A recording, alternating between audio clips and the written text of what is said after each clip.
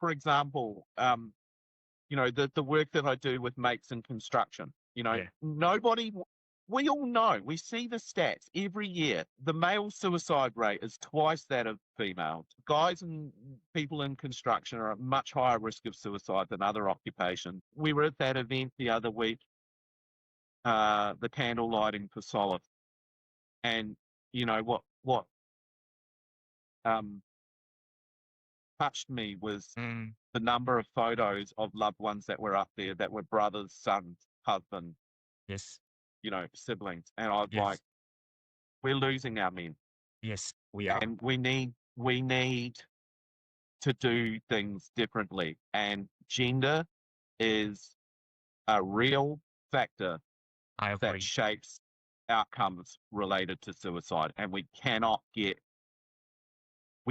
deny that. We can't turn away from that truth.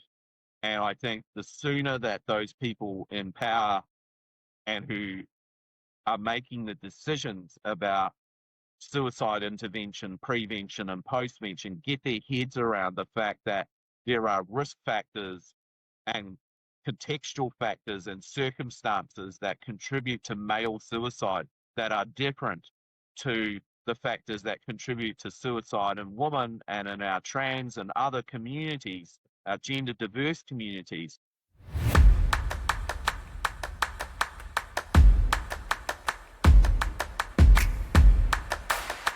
Who I am will tell people a lot about why I do what I do and why I do it the way I do it. Awesome. And a lot of people probably don't know my background in terms of, growing up in a little working class family, lots of kids. We were pretty struggled for money, good, honest working class values, all of that kind of stuff. There was nowhere in that plan was there ever an idea that I would go to university and become a lecturer. Like, that was not part of the plan at all. I was supposed to go to fine art school and be an artist. Wow. Really? Yeah. I paint and oil painting, and I'm talking like huge paintings and printmaking. And I did a lot of deeply anti-religious work because of the inculcation that I had. And so I was supposed to leave school and go to fine arts. And my dad, who was an accountant, convinced me. He said, you go to university for 1 year and you see what it's like, and then you can decide if you want to go back to art school and do what you want. And I had such a great time partying, getting drunk and high in university. I was like, yeah, I don't want to be an artist anymore. I'm having too much fun here. Art just seemed so much more hard work compared to, partying and going to classes and hanging out with cool people and talking about big ideas. Do you know my first diploma was in fine art and oil painting as well? Is that right? And also that's right, like my first passion was fashion design, but my father said, yeah, it's not something men study. There you go. We got something very much in common. My whole family's full of artists, which is the Wow. really weird thing, because none of us do it as I was a photographer. I did photography. I did black and white photography, oil painting and printmaking. I was telling Virginia, I used to fire the kiln at school, do all the pottery stuff. And my brother was a sculptor. My younger brother was a sculptor. My older sister, she wrote music, wrote lyrics. She was in a band. My two nephews are in punk rock bands. My Wow. older sister paints and does amazing floral arrangements. I think my older brother, who's the pharmacist, he's the only one who he hasn't got an artistic bone in his body. Where is that from your mom's side? They're No, none of they're them. all completely useless. Both parents got no art or music in them at all. So we have no idea where that came from. Maybe just, Oh, wow. but My I God. always think, what would my life have been like if I had gone to art school, and would I have been a success? Would I have ended up where I ended up? I doubt it. And do you still do it right now? I doubt about you have free time, to be honest. The last painting I did would have been oh, yeah, like maybe 30 years ago, somebody said to me, you can't paint anything that's not trauma based because that's Ah, what I paint. That's what I painted. ah, And it's, it's, it's funny because you know my history, you know my story, right? You know yes. what happened to me at school. And so art was my way of expressing Ah, and it was my therapy. My music and my art was my therapy. And of course, school cert art and seventh form art was about landscapes and still life. And here I am drawing my trauma, painting my trauma. So you can imagine the school's reaction to this and the markers' reactions to this. So like the fact that I even passed was a miracle. You know, I think, yeah, and somebody said to me, all you can paint is the evil and the trauma in life.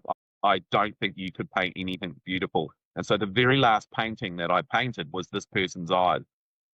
wow, The person who said that, I said, wow, can I take a photograph of your eyes? And I painted this amazing, beautiful blue oil painting, which was just her eyes. wow, And I gave that to her, and that was the last thing I ever did. wow. You are before your time. Even at that age, trauma need to be expressed. Yeah, somebody said that to me that I'm an old soul in a Yeah, younger body. yeah, And I yeah. was like, well, I feel like it's an old soul in an old body now. But maybe my body's caught up with my old soul. But when you knew intrinsically there's some value in trauma informed practices. Yeah, it's been a part of my life from the start. Wow. Like, you know, I'm like a typical guy, which we'll probably talk about in terms of as a young man who went through that trauma, it was my teachers who actually, some of my teachers who helped me through that. Poetry, through art, not through counseling, not through therapy. They helped me give a voice to those things that I couldn't say, couldn't Wow. express. You know, being in an all boys school, pretty challenging for that. So yeah, that's and what's interesting. So if you do ask me about the teaching side of things, who am I now? Yes. Who are you now? I've tried to become the teachers who supported me. You know, I think in a lot of ways I've taken pieces of them and that has informed who I am as a teacher today in terms of I try to do for my students what they did for me, to take the best of that and then go keep carrying that forward, keep paying that forward to other students who need that support. If we have the conversation about why I do what I do, it's because of what I've been through, but it's also because I want to help other young people who are going through what I went through to have a different experience, to not carry decades of trauma with them. And Mm, so it's really funny when you start to see the suicide stuff, the grief stuff, and the mm. trauma stuff, and the masculinity stuff all starts to come together. It's taken me a long time to figure this out, but it's like these 3 or 4 different parts of my life are all actually intimately connected. How long you been with the Victoria University? I think it might be 22 or 23 years now. But I taught at Otago for 5 or 6 years before that as well. So I've been a lecturer for a long time. I don't know how I became a teacher, like a lecturer. Like that was not part of the plan. I've taught a lot of different things. Like I might be good at teaching. I try hard, but I'm not a trained teacher. So, you know, I studied education as part of my undergraduate degree, but all my friends were training to be teachers or going into school counseling or into educational psychology. And I was interested in education, but I wasn't interested in doing it. You know what I mean? Yeah, I was yeah. interested in the idea of education, like how education can empower people, support people, create better lives, solve a lot of our problems in the world. But I wasn't really interested in doing it. It just turned out that I was quite good at it. And one of my lecturers took a chance on me and said, hey, you want to teach this course that you've just finished? And I was like, I'm only a third year. I shouldn't be teaching, stuff. But I was doing a Wow. bit of tutoring, and he said, I think you should have a crack at this. And so I did. Wow. And now I've now been teaching that was at Otago, but now I've been teaching that course for 22 years, that same course for 22 years at Wellington. What paper is that? The youth and life challenges. So it's all Wow. about the issues and challenges that young people have. And I was like, okay, I can teach this, but I also have lived experience of this, so it probably Yes. helped. But I didn't really ever. I'm a bit of an anomaly, I think, within the university, because I worked my way up from being a tutor to being a teaching assistant to being a contract lecturer. And to tell you the truth, the first two courses I ever taught was Physiotherapy 101, which I know nothing about, but I was contracted to teach it because they're like, you're a great teacher. Here's the curriculum, come over here and teach that. I was like, I don't know about Wow. physiotherapy, but I'll teach it. And I also taught radiation therapy, which I don't know anything about either, but I was good at teaching that. And Oh, then I got offered some education courses to start teaching, metacognition, human development, some other courses. And then I was hired as a temporary lecturer, assistant, a contract lecturer for a few years. And then I left Otago and went to Auckland and got into mental health and was doing research around resiliency and other things there. And then Victoria University came and headhunted me from Auckland when I was up there working for the Mental Health Foundation. And they said, look, we'd love for you to come and teach at Vic. Would you consider applying for this job? It's in education. I was like, oh, well, I wasn't particularly happy where I was doing what I was doing there at the time. So I thought I'd give it a go. And I'd done a little bit of contract job work for them when I was based in Wellington. And it was helping early childhood teachers upgrade their qualifications. I know nothing about early childhood teaching, by the way, but I was good at getting those students through and getting them their qualification. And so, yeah, long story short, they hired me to come in and completely bring their undergraduate program into the 21st century. And I was teaching stuff on child and adolescent development, youth and media, youth and life challenges. And then a few years later, got into the postgraduate study. So now mostly what I teach is postgraduate and is educational psychology. That's my kind of field and area of expertise now. So wow. but if somebody had said to me, when I was an undergraduate student, oh, do you want to be a lecturer? I'd be like, no, I mean, lecturers were boring and, not very engaging. And I just thought, it's not the kind of job I want. Wow. So really, people see how good you are. There's something even the very first lecturer recognized that this young man has something to offer here. Yeah. He could tell from what I was writing, in my Wow. assessment and how I was engaging in the class. And he was like, I think you can do a better job of this than I can. Do you want to have a crack at it next year? And he gave me that first job, and that was the start of it. So And then after that, you never really look back. not really. Wow. I don't know. I mean, I think we should do things that we're good at. Yeah. Yeah. No, I mean, Chris, I think you must be very good. Otherwise, people wouldn't hunting you. well, either that or I would have lost my job by now if I wasn't very good. I mean, it's interesting, where you have students that follow you too. So I have students that start off with me in undergraduate program. They'll follow me all the way through to postgrad. I think it's the passion. I think it's what I bring to the teaching, which is, that beautiful mix of academic and practice. And I think that's what maybe distinguishes me a little bit from others who are maybe more research focused, was I'm all about using education to solve problems and improve practice and well-being. And how do we do that? And so I bring a lot of practice into my classes. And so students are like, oh, yeah, this is real world kind of stuff. It's not just book stuff, Wow. So they like that. The students like that because, they don't always have all of that lived experience of those things or that professional wisdom. And I think the other thing that adds to this is, I'm constantly reading, although I don't get a lot of time to read at the moment, but I love reading. Loved reading since I was a little kid. Books were safe, but books also had amazing ideas and worlds that we could only imagine. And so as an academic, I'm very privileged in that I get to read a lot of things written by amazing people with amazing minds. And then I have to translate that and share that with my class in a way that brings them into that world and gets them excited about those things and inspires them to want to become a practitioner and then get out into the world and do things, not just talk about things, but do At, things.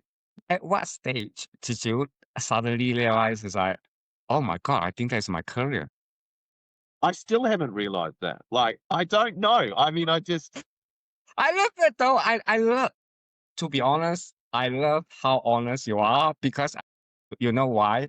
Because everybody, young people, sometimes they think like, oh, you have to set this goal, like, oh, you have to be this person. If you don't have goal, you don't know who you are, or you don't know where you're heading. You just debunk it my completely. my goal was to stay alive. Like, you know, I didn't have any career goals. I didn't have a long-term goal. I mean, I had teachers at school tell me I was going to be dead by the time I was 23. So anything past 23 was like bonus life, like I hadn't really planned for this. I didn't, 22, 23-year-old me didn't go, oh, geez, in 40 years, 40 years, when you're 40, 50, you'll be doing this. Like, no, there was none of that there was no plan. It was just, Wow. and it was funny. Somebody interviewed me a couple of weeks ago about care, Yeah. and it was all about, do students care Yeah. about the things that they study now, and do staff, teachers care about their students? And I said, well, there's a few of us who do, but her interpretation of what I was sharing with her was, she said, I said, look, there's a lot of pressures on academics and Yes. teachers these days. We have a lot to manage in terms of the students' well-being and other things that are going on within the system. But I said, our ability to care has been compromised. There was a concept that a mentor of mine called Educare, which is about educating but also caring, and not letting go of that idea that we should care for our learners as well as inspire and inform and teach our learners. And I've always sort of carried that with me, that we should, not lose sight of our students and who they are and their needs. And I said, I don't find a lot of time to care these days because we're so busy. She said, yeah, it sounds like you've been in survival mode for the last 40 years of your life. And I was like, pretty much. That would sum it up. From childhood forward, I've survived a lot of things. And she's like, well, the reason you care is because you see other people trying to survive and you want them to survive. And that's what's driven you into the work that you do. But it also is reflected in your teaching. And I was like, wow, she's pretty, insightful. I didn't disclose to her what I'd survived. Yeah. I see it. I recognize it. Yeah. I think leadership is about caring, right? And I think it's about caring about where we're going, and it's about caring about your team, and it's about caring about the topic or whatever it is that you're working through as well. But I had to do a lot of healing and self-care before I could start to care for others.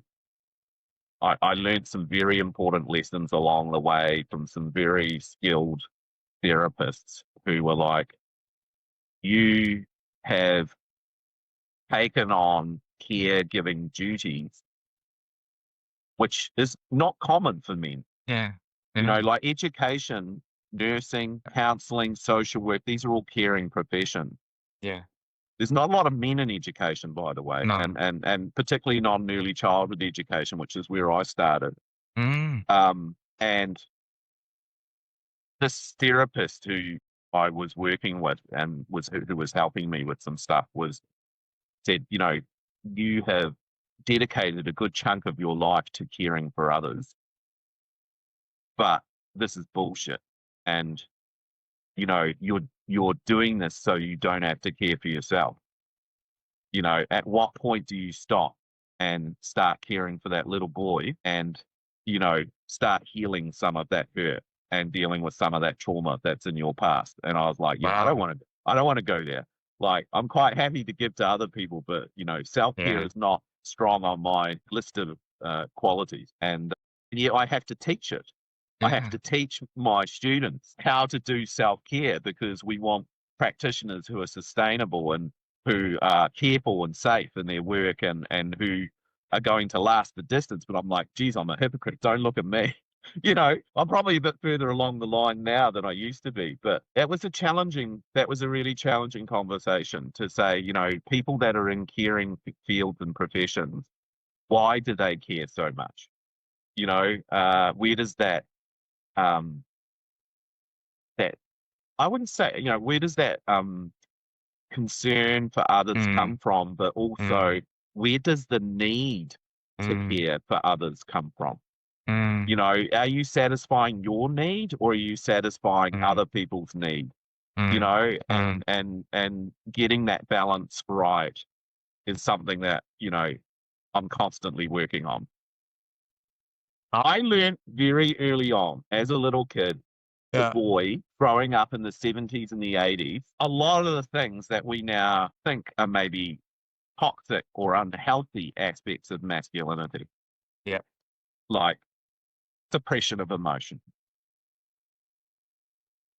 I think what I learned was not necessarily the suppression of emotion, but it was definitely the suppression of anger. Growing up in a large family and being brought up in the Catholic religion, we were taught not to uh, be violent, not to That's right. hurt others, not to cause pain, But along the way, there was also that message of, being angry is wrong. Mm, Took mm, me a long mm, time to understand the difference between anger and aggression. Being angry is okay. So, when you say, oh, you're very calm, I am stoical. I'm definitely stoical. I learned stoicism from a very early age. You stuff that stuff down and you keep a lid on it and you don't let that out. And I think that's morphed over the years into, I don't know, like I probably am more stoic today than I ever was. And I don't see it as an unhealthy thing. No, not Like, at all. Yeah. in terms of, not letting emotion rule me is very important Mm, when you're mm. working with people in crisis. That's Yeah, like you've got to be calm and you've got to be steady. You've got to be the rock for people. When they're in distress and dysregulated, you have to be calm. You have to be regulated. You have to be in control. And I think, that's been a key part of me being a problem solver and being someone that people come to for help and support or guidance. It's because they know I'm not going to get flustered. I'm not going to lose control to my emotions. Not to say that there have not been times when I have lost control and, I can be like many other people, pretty destructive when it comes to letting that stuff out. But I also learned to be vulnerable, mm, to cry, to show mm, emotion, to do mm, some of the things that we've not learned. I didn't learn as a kid growing up to do those things because you're constantly told, stop crying, don't mm, do that, don't act like a girl, blah, blah, blah.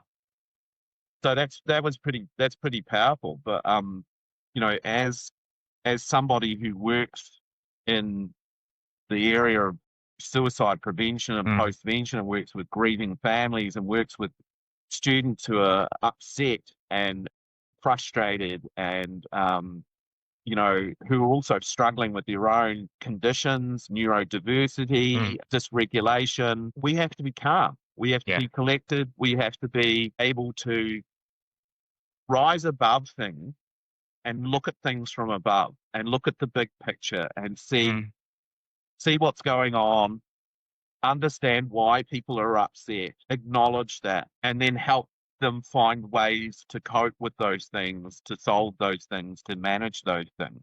And so I think, I learnt stoicism through socialization as a child, but it also became a survival strategy for me when I experienced that trauma and loss as a teenager.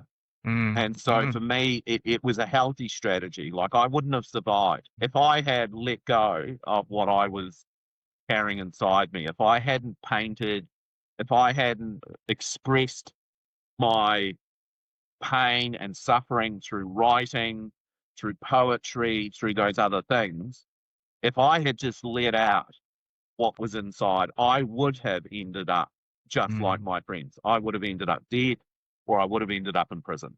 It's as simple as that. And so, you know, a lot of people think, you know, take it, dealing with emotions when you're regulated is, mm, is a healthy thing. But for me, you know, I live a lot of my life through the philosophy of Stoicism now, in terms of, you know, I want to act. I don't want to talk. I talk all day.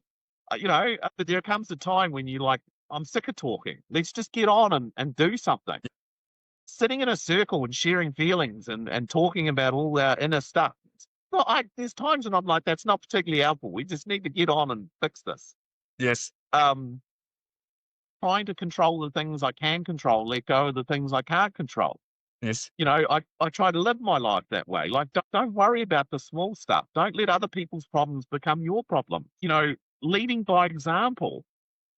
I try to demonstrate care and compassion, but also strength and courage and persistence to my student, in the hope that that will encourage them to do the same, that sometimes there's nothing we can do about what we've been through, and taking a victim narrative and looking to have those needs met doesn't do us well. And sometimes we just have to have the courage to keep going. And I mm, think, that is what has driven me into the survivor research, for the suicide loss survivors, for the trauma survivors, for the child abuse survivors. I think my understanding of what it means to survive has been very important in terms of driving my interest in that, but also my desire to help people hear the voices of people who have not had voices and understand exactly what that pain and suffering, but also that courage and resiliency looks like.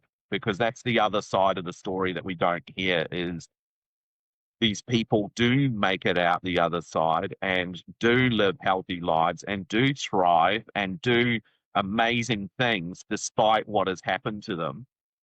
And yet we don't hear those second stories. We just hear the wow, first stories of the sadness, the pain, the trauma, and a lot that's of right. people get trapped in those stories.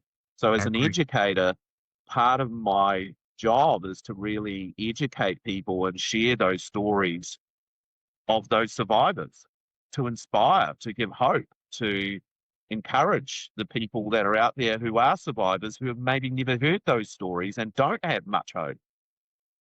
So when you ask me, how did I become a teacher? I think it was an accident. I think if it was, maybe it was fate. If I'm a Stoic, I should believe in fate. Maybe it was fate that I was going to become a teacher and end up teaching about the things that I've experienced.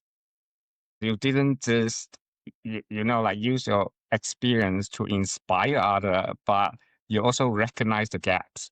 Because I think you touch on something very important. I mean, we talk about suicide, and male have a much higher rate than female suicide in New Zealand, period, across ages. Quite often when they really need help, there's not many things that actually suit their need as well. Yeah. And also, there's other things that, like even through your research and study, you find people probably have not thought about, worth looking into it. Yeah. Well, I don't think it was any accident that I ended up doing my master's thesis on adolescent suicide, given losing my friends at Mm, school and then two more friends in university. And I think, like many people, you start a journey of trying to find answers. mm, And I looked everywhere. mm. I looked in philosophy, I looked in history, I looked in culture, I looked in religion, I looked in psychology, I looked in sociology. I studied all of those, trying to find the answer as to why our young people take their lives, while at the same time struggling with my own suicidality, constantly fighting with a desire to give up, darkness. I think doing that master's thesis really helped me understand the psychology of suicide and how young people can start to think and get into a spiral, which is very hard for them to get out of, and which can lead to, devastating and tragic outcomes. While at the Absolutely. same time living Yeah. that, here Yeah. I am researching it, but I'm also living it. And back in Yeah. those days, there was no such thing as lived experience. Nobody knew anything about lived experience. You wouldn't dare declare that you had lived experience as a researcher. You wouldn't dare say, I have lived experience of this thing that I'm studying, because automatically you become, subjective, and no one's going to believe what you say, and everything's tainted, and, blah, blah, blah. I didn't come out as a survivor until many, many years later, when it was a little bit safer for people to kind of declare this stuff. And so I got to the end of that research with a deeper understanding of the psychology of this. And it was funny, Ivan, because the psych med school at Otago, when I wrote that thesis, I didn't Yeah. think it was a very good thesis, by the way. The head of psychological medicine, this was in education. I was doing my study in Yes. education, but I was studying psychology at the same time. And she said, would you come and share your research with the practitioners, and with the School of Psych Med? And I was like, do you Wow. really want to hear what I did in my master's? She's like, yeah, I think they would learn a lot from that. And Wow. that that um, event kick-started my career in suicide prevention. So, Amazing. in Yeah. doing an open lecture, so it was, the Psych Med staff and students plus some public. There was a couple of hundred people who turned up to it. Um, People were like, shit, he knows something about bloody adolescent suicide. Yeah. He knows more about this than we do, and we're psychologists and practitioners. Yeah. Yeah. Um, he seems like a bit of an expert. And I was like, I'm not an expert. I've just been reading this stuff on it, and have developed this kind of framework and understanding. But I don't think it's the truth. I just think it's helpful. And then from that, I started a doctorate in adolescent suicide, which, by the way, I failed at and never submitted and failed on. Only many years later to come back to another doctorate on suicide bereavement in young men, which again brought me full circle. What happened was, I think I have done both ends of the continuum now, in terms Mm. of I understand why young people do it, but Mm. I also understand what it means to be left behind for the young men who are left behind. Because 30 years later, I do a doctorate on suicide bereavement in young men. And it was not because that's what I went through. It Yeah. was because I had a feeling that nothing had changed from the time that I went through what I went through. And I My God. found that nothing has changed. 30 years. We are not doing any better in terms of supporting the young men that are left behind. And those I, young men that are left behind are very vulnerable to then taking their own lives. I agree. And those young men shared with me things that I don't think anybody else has ever heard before, because I had that lived experience, and because I was a researcher who was genuinely caring about their experience and wanting to give them a voice. They shared things with me about men and grief, and how we grieve and how we do things, which resonated deeply with me, but Mm. also I think gave other people an understanding of why we need to change the way that we do postvention support in this country, because we're Wow. not providing support the way that young men need it to be provided. And now I try to educate people about Mm. that. Mm. All of my research ends up becoming content for education. Wow. Try to take that research, translate it in Yeah. a way that's accessible for the community, or for support people or practitioners, help them understand, and then change that practice. Wow.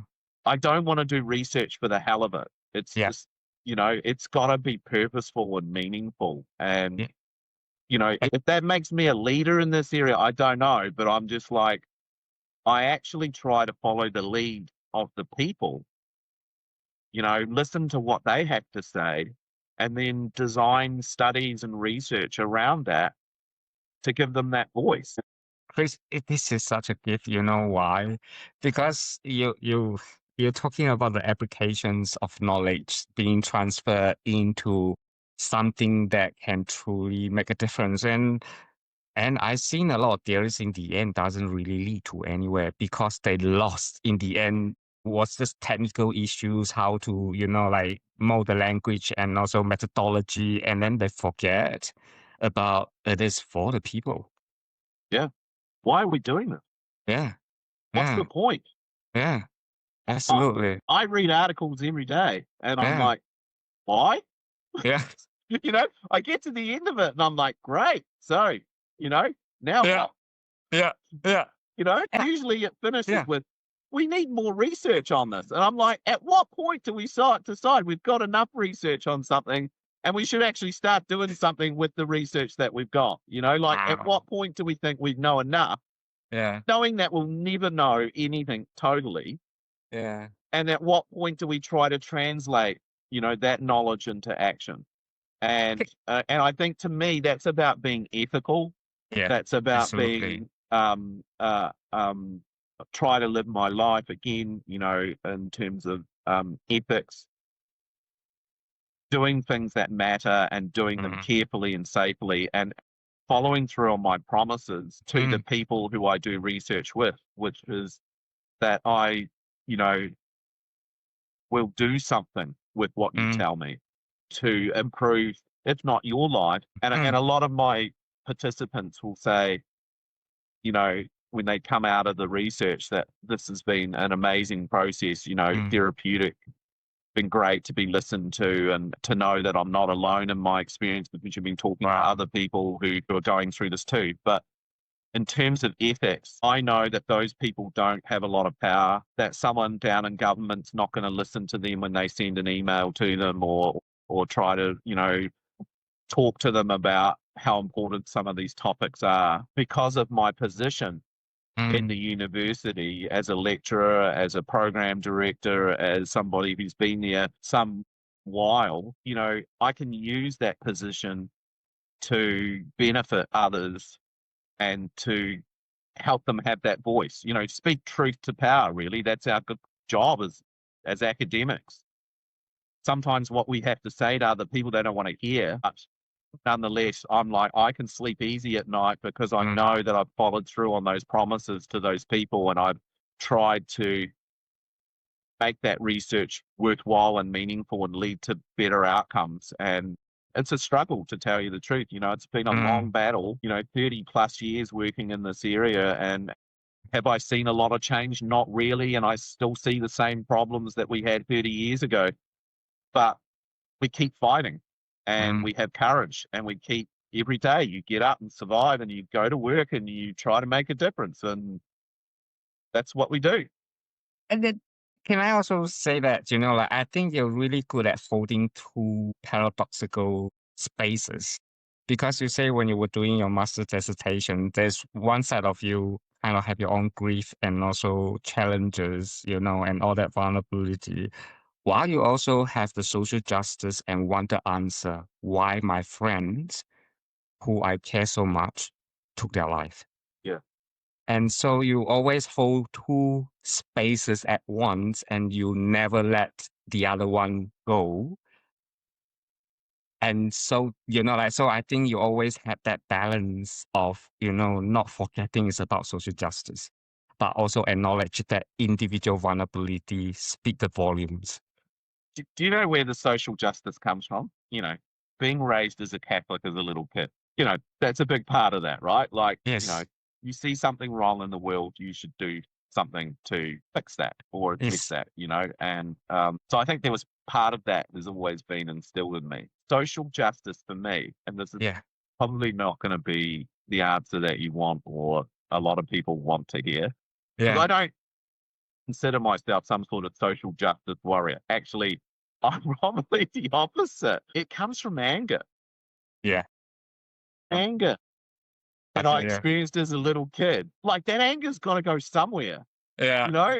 And so I launch it at the people that I think are to blame for the suffering and the hurt that I see in the world. Yeah.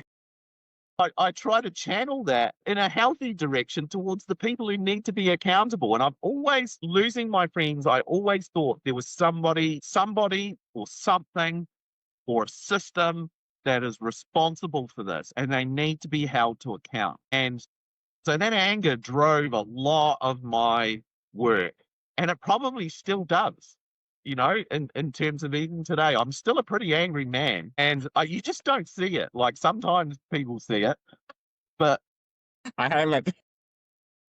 You're picturing there my is a deeply angry man inside God. this person's body. I know that we shouldn't act from anger, but I mean, my God, when you're up against a system that won't Yeah. change, Yeah. and you keep hearing the same rhetoric and the same discourse and the same platitudes and the same, oh, it's all too complicated, we don't know what to do, and blah blah. I just get so angry, and I'm like, screw you.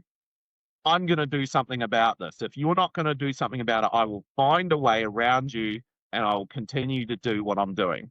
And I've lived my life by that philosophy. I think it's amazing because you know what? I'm sorry. I mean, like social justice, English is not my second language. It's my second. So I kind of, but I agree. I mean, like, I also don't like the word social justice as well because I felt like you are saying you want to find out the truth. You want the truth to be told. The truth is out there. Yeah. Yeah. However, you also point out that people know the truth, but no one want to listen. And so you want the truth to be louder. You want the truth to be more vocal. You want the truth to be heard so loud that people cannot turn away. And when people turn away, you say, that's fine. I'm just going to do something about it. I don't need you. Like you're not here to help people. I can say, fine, Yeah. F you. Yeah. Look, even my students, like, Yeah. I can show them stuff and they go, we choose not to believe. And I'm like, that's fine. All I can do is present, Yeah. if we talk about, let's not get into a discussion about truth, but, who's truth? True. you Yeah, know, I'm with you. Yeah. and I'm like, look, this is what's true for this group. Mm. This is what's true. And I think, for example, the work that I do with mates in construction, Yeah. we all know, we see the stats every year. The male suicide rate is twice that of female. Guys and people in construction are at much higher risk of suicide than other occupations. We were at that event the other week, the candle lighting for solace. And what touched me was Mm. the number of photos of loved ones that were up there that were brothers, sons, husbands, Yes. siblings. And I was Yes. like, we're losing our men. Yes, we are. And we need to do things differently. And gender is a real factor I that agree. shapes outcomes related to suicide. And we cannot deny that. We can't turn away from that truth. And I think the sooner that those people in power and who are making the decisions about suicide intervention, prevention, and postvention get their heads around the fact that there are risk factors and contextual factors and circumstances that contribute to male suicide that are different to the factors that contribute to suicide in women and in our trans and other communities, our gender diverse communities, the better. But anything about men is like, it's like a dirty word. Masculinity. Oh, men are so privileged. Men are so privileged. And I'm like, yeah, there are a lot of privileged men, but there's also our prisons are full of men. Men die decades before women, are more likely to drop out. Boys are more likely to drop out of school. We've got less young men going to university to study. Why? Because there are barriers and inequities that are gender related, and nobody wants to talk about that. And it's like, oh my God, every time I bring this up, people are like, here he goes, banging the man drum again. And I'm like, well, somebody has to, because this is the truth. And can I say that I'm so with you because I have a lot of straight friends, which I wrote and say that I find now it's a lot easier to be a gay man than straight man. And then the second thing is I've been doing some short reel on one of the podcasts, James, who talk about his sexual abuse. You wouldn't believe the comments that being put on that. People kind of start debating about female, like Yep. being sexual abuse. I was like, oh my God, I just trying to say about sexual abuse is sexual abuse. It shouldn't be a gender issue. And the reason why men didn't come forward is exactly because people think it only happened to female. And as soon Absolutely. as you bring in to about female can be a perpetrator, people say, oh, what? Like, seriously, why the truth cannot be told? And that's why people suffer. It's too hard. I mean, the work that we did on that male survivors project, it was heartbreaking. Mm, And, I sat through, I don't know, 20, 30 interviews with male survivors, listening to the story. And to tell you the truth, the bulk of them were female perpetrators. And that was what really shocked me. But also, the betrayal, because a lot of them were their mothers. yes. And I was like, adds another layer to it. And that shame and that stigma, of not only was I am a survivor of that abuse, but the perpetrator was somebody who was supposed to love and care for me and was female. And that whole idea that, or you should have fought them off, or maybe you wanted it, these awful things, barriers that stop men for asking for help or even disclosing to loved ones or professionals that they have been through these experiences. And we need to address those barriers for men. And you're right, there is diversity within men, Yeah. whether it's through sexuality, culture, age, religion, that intersectionality. When we talk about men, there's a lot of difference and diversity within that group.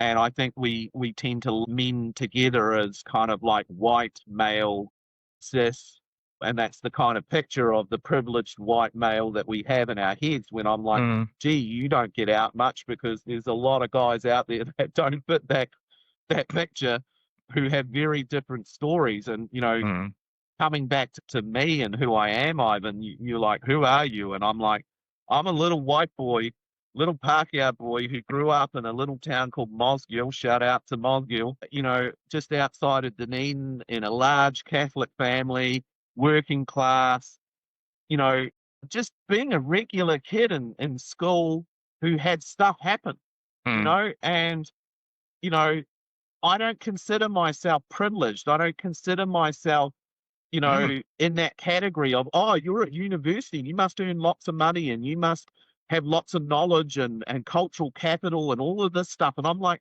you don't know who I am. You don't know what I've been through. You don't understand what my family struggles were or what my personal struggles were. How dare you call me? And that's where the anger comes out. And I'm just like, let me educate you. I tell you, but I can so relate to you because I'm Asian.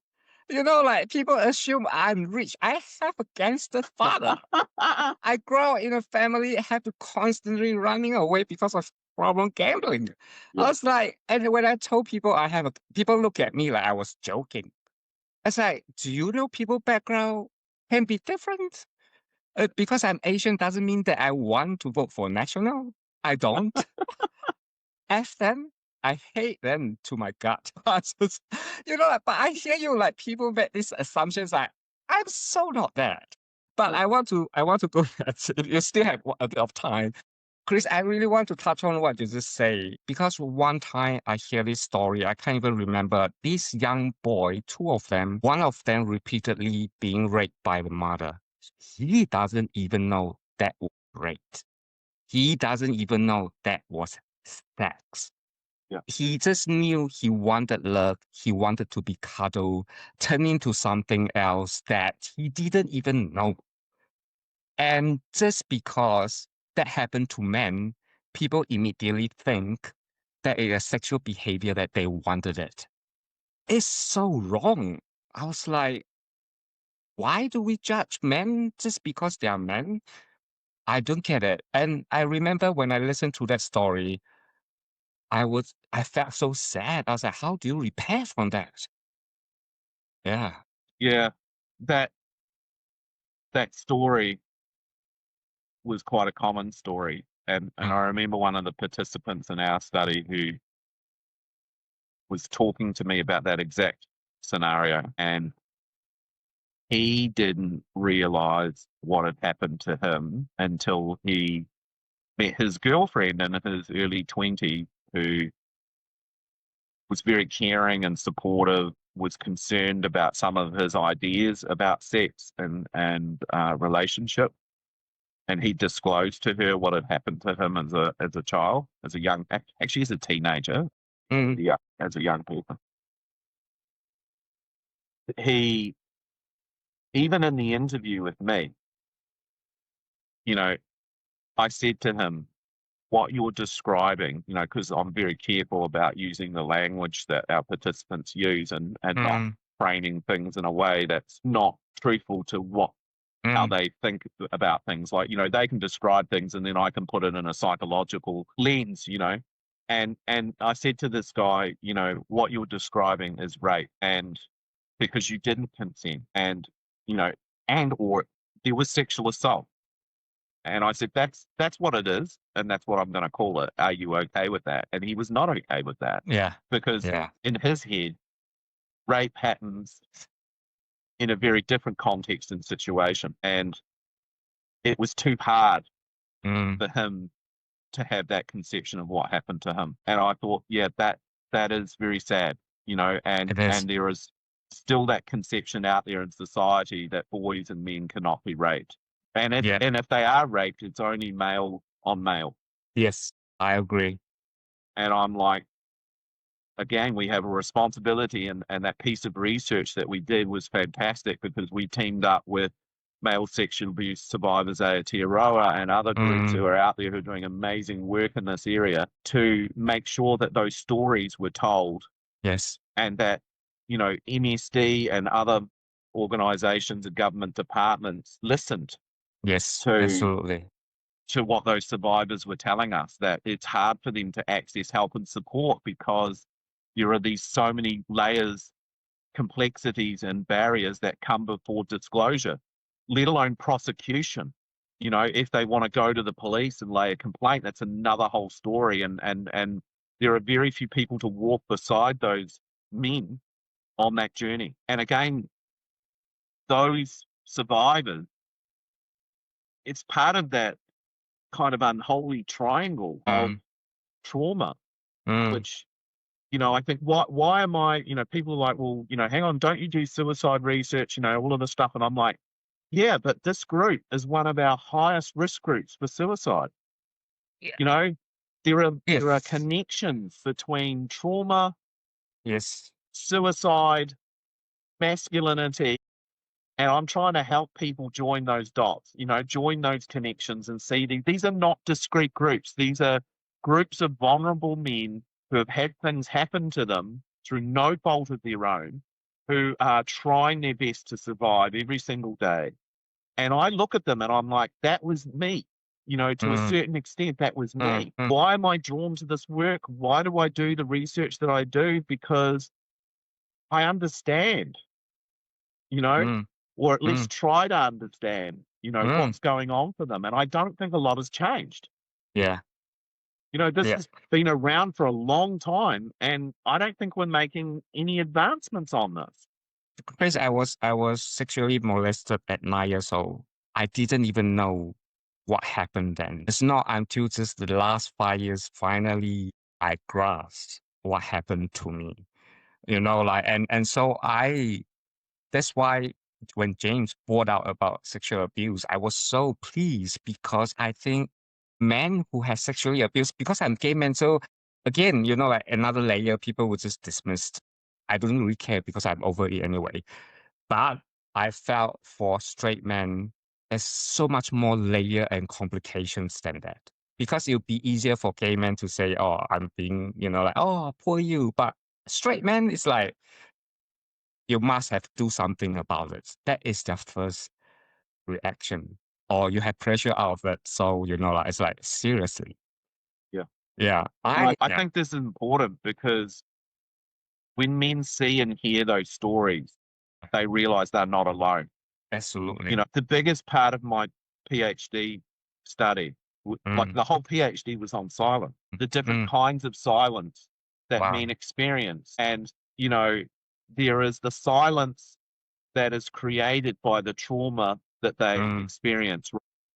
It takes their voice away and disables them from being able to describe what it is that they've been through. There's no absolutely. words for Yeah. what it is they've been through. And so it silences them.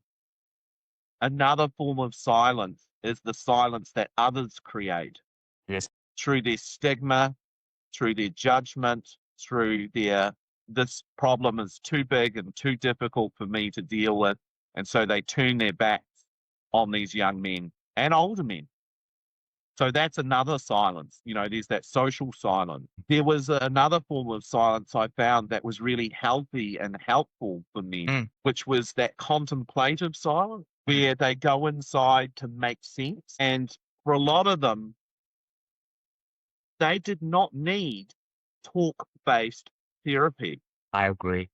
What they needed was someone to just be present with them, be there for them, sit next to them as they made sense of what was going on or what had happened to them. And I was like, yeah, it's not all about funding counseling and therapy and talk-based stuff. Sometimes we just need to sit in front of a PlayStation for 3 hours, not think about what's happened, but connect with somebody in our suffering, and even that, though that's done in silence, it's not Mm, really a silence. exactly. I mean, it's two people Totally being get it. side by side, being Yep. quiet, but actually Yep. Yep. saying a lot Yep. while saying nothing. Yeah, because that's what I want to point out as well. Because everybody think, oh, counseling is the solution. It's like not everybody want to freaking talk about their life all the time. I don't want to come on this podcast and talk about my life because I don't like talking about my life. But, it's quite hard for people to understand Yes. Yeah. that for some men, and Yeah. not just for men, Yeah. for some people, talking is not the answer. And Absolutely. the stuff I do with mates in construction, the guys that are out there on the job and are struggling with stress and all sorts of things, their mental health and that. Yeah, talking helps. Talking helps you share and get help and get support, and people might be able to connect you to help and all the rest of it. But sometimes what people need is just a mate to sit next to them to go, you're not alone in this, bro. I got your back. And if you're ready to talk and you want to talk, I'm here. If not, it's okay for us to just be with each other. And so it's really funny, like that doctorate, Mm, confirmed for me that mm, we really need to rethink how we do grief support, how we do support for people who've experienced loss and trauma. And maybe we need to start listening to the young men who are out there because they know what they need. We're just not giving it to them. And they don't really have a voice to ask for what they need. So people like us have to go out there and advocate on their behalf and try and bring about change. And one last thing, sometimes like what you say is not talking therapy. Sometimes it's just inviting them over for dinner, Yep. or say, like, do you want to come over, crash at my place? Let's watch TV or something together. Like what you say, you don't have to say it. Sometimes it's just even give them a hug and say, look, I will always stand by you. And sometimes that kind of hug, I have a lot of straight friends. I know not all of them want to talk about their bloody problems, but I will always invite them over for a meal. Say you can crash at my place until you feel like you can go home. You don't have to tell me, but if you want to talk to me, you can. You don't Yeah. have to talk to me. Let's put a box of beers on the back of the trolley and do 12 holes of golf. Yeah, whatever that you want, let's do Yeah. it. Yeah. Yeah. I think what I also have seen is, and I think what came back for me in my journey was the camaraderie and the Mm, courage mm, that people have to survive what they've gone through and the bonds that are created between people who suffer together or mm, who go through that suffering together. I think sometimes, you know, suffering alone is the worst kind of suffering. I agree. And we can't undo what has happened to people. We can't magically wipe away what has happened. We can't fix what has happened.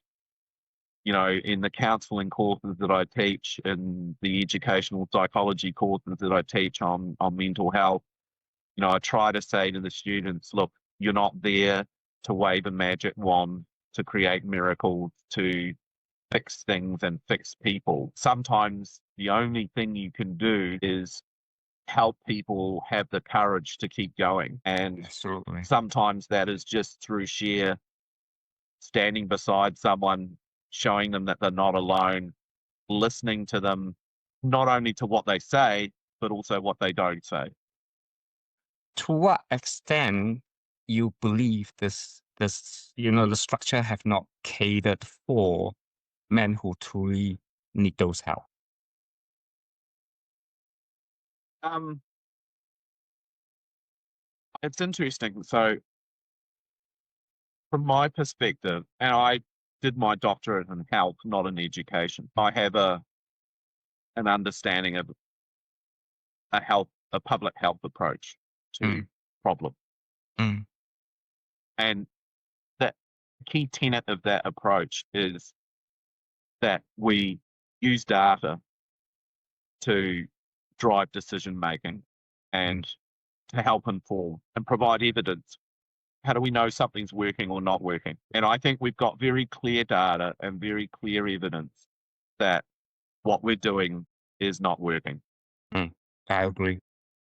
We're not seeing better outcomes for men. We're not seeing our prison population decline. We're not seeing young men experience success. We're not seeing changes in our physical health and mental health for our men. We're not seeing the suicide rates for men decline. And then I look at what other countries are doing, because I'm interested in, I mean, everybody thinks New Zealand is special and unique, and, you know, we are, you know, we, as a country and a culture, we are. We're very unique, and, you know, but I also believe in learning from what other countries and cultures do. And I look at some of the initiatives that I see within Māori programs and initiatives, and kaupapa-based services, and I'm like, yeah, we're starting to see change. We're starting to see impact. It's hard to measure sometimes through a Western lens what's going on there, but the stories that I hear, the people that I talk to tell us that things are working for our rangatahi and for our kaumatua and for our tāne, you know, and I'm like, we should learn from that. I also look at what they're doing overseas and I go, wow, these guys put targeted funding into addressing male suicide or male survivors or promoting mental health in men. And then you see the results. Wow. And because they have carved off a chunk of funding from that bulk whole population fund and said, actually, we need strategies that deliberately target this group because they are high risk, they are vulnerable, they have multiple things going on, and they need support and help and you know, guidance and advice to be delivered differently. Yes. To give you an example, when you look at workplace-based initiatives, you start to understand there are many barriers to men going to get help in their community. One, they can't afford it. B, they're often working, and so they can't get to whatever services during work hours because they're working. And if they take time off work, then the family doesn't eat. It's that simple. And other countries have said, well, why don't we take the services to the workplaces? Why don't we do doctor's checks? Why don't we do blood tests? Why don't we do diabetes checks? Why don't we do these in workplaces? We line all the guys up and we take all of their blood pressure and we give them a hot dog or something at the end of it, you know. But we make it easy for them. You remove those barriers. And where they've done this, it has been effective and successful. And I'm just like, what is the problem? You know, I think the evidence and the data tells us that what we're doing isn't working because we're not seeing improvement. And then people might argue, well, at least it's not getting worse. And it could be a hell of a lot worse if we weren't doing what we're doing, right? Which I agree with. You know, imagine if we took all the support away, like what would happen. But I'm just arguing that gender and gender responsive support is super important. I And agree. where countries have done this, it has had an impact and it's made a difference. And somebody needs to be brave enough to lead that and say, let's try this. Let's try this and see if it works. And I don't see that courage, and I don't see that leadership, and I don't understand the politics behind it. Like, I look at these things and I look at it not through a numbers lens, because I look at it through a human lens as well. Yes. And I'm like, how can you deny this truth? And Chris, like what you say, like lifespan between men and women is different. Men died earlier than their spouses. Why? Like that is a fact that can't be ignored, and everybody knew. And also suicide rate, as mentioned, like even for older generation over 65, now equally have a much higher rates compared to women over 65. Yeah. Why? And no one even the only things that came out for men is John Kerwin campaign addressing men with depressions. But then after that, it's like, nothing else. And you look at the work of Movember, and you look at some of the work of other organizations, and, they're struggling. Yeah. There are some different issues here. And I mean, one of them is, why do men not go to support services, and why don't they? So one, there's attitudes, right? Guys have shitty attitudes to help seeking. Like, people like me are like, I should be able to deal with this by myself. If I have to get help, then it shows I'm weak and useless. We're trying to change that narrative and say to men, look, actually, getting help enables you to solve your problem quicker. Yeah. And that means you're more effective and efficient. You can continue in your roles. Yeah. Do it. I don't try to fix my car because I'm not a mechanic and I'm stupid. And if I try and do that, I'm probably going to make things worse. I think there's attitudes to help seeking and that we need to fix, in guys. But there's also, if you look at the services that are out there, they are not safe for men. And when I say safe, I mean, they're not inviting. They don't make men feel welcome. They are not designed for men. They are usually designed for families or for women. And then you start looking at things like processes, policies, practices. You start looking at things like opening hours. You start looking at things like the staff that are in these organizations. And you're like, where are the men? Where are the male counselors? Where are the male social workers? Where are the male therapists? They're not in that profession because it's not seen as a good male professional. Maybe it's just poor pay and they don't want to get poor pay. But without representation in those services, men find it quite hard to go to services and, to not see them as a safe place. And Ivan, to come back to your point about disclosure. Yes. Am I going to tell somebody that I'm struggling? Will it be easier for me to tell a guy that I'm struggling? For some men, it would be, particularly if that guy is non-judgmental, is caring, is pragmatic, saying, look, whatever's going on, I can help you with this. Let's come up with some strategies for fixing this. If I'm old school. If somebody says to me, let's, talk about our feelings and share all of this stuff, and I'm just going to be like, yeah, you're not going to be of any help to me. I want some concrete strategies. Give me some ways to cope with this stuff. What do I need to do first? Give me the playbook. I want steps 1 to 5 to get through this. I don't want to waffle for 60 minutes about how I think and feel. So I'm very solutions focused. And I think there's a lot of guys out there who probably are as well. Absolutely. But I've also learned along the way that guys also want the choice of being able to disclose to women and to be able to have a response that does encourage them to express their emotions, to vent, to get stuff out that they need to get out. And actually, we need to offer both. Yeah. It's not male services or male-friendly services and female or family-friendly services or youth services. It should just be holistic wraparound services that give people choice at the front door. Yeah. It's the auctions that is important, isn't it? Because when the auction is not there, it's like, so all this is not, where do I go? Yeah. And a lot of the male survivors and other people have told us that, when they've turned up to services, there hasn't been a lot of choice. there hasn't been a lot of options and there hasn't been a lot of safety. That's true.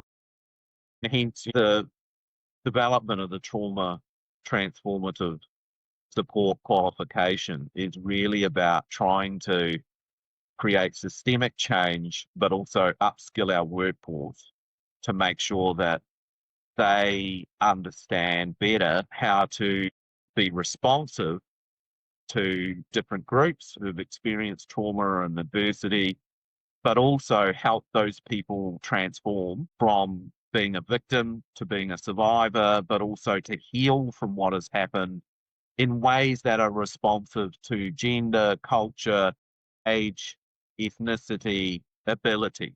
You know, we need to get out of that box that puts everybody in a little box and say, actually, everybody is welcome here and we have diverse staff and diverse ways of working with people. And this is our kaupapa and our philosophy and values. And I think that would go a long way. And you say, look, you know, why is that the way it is?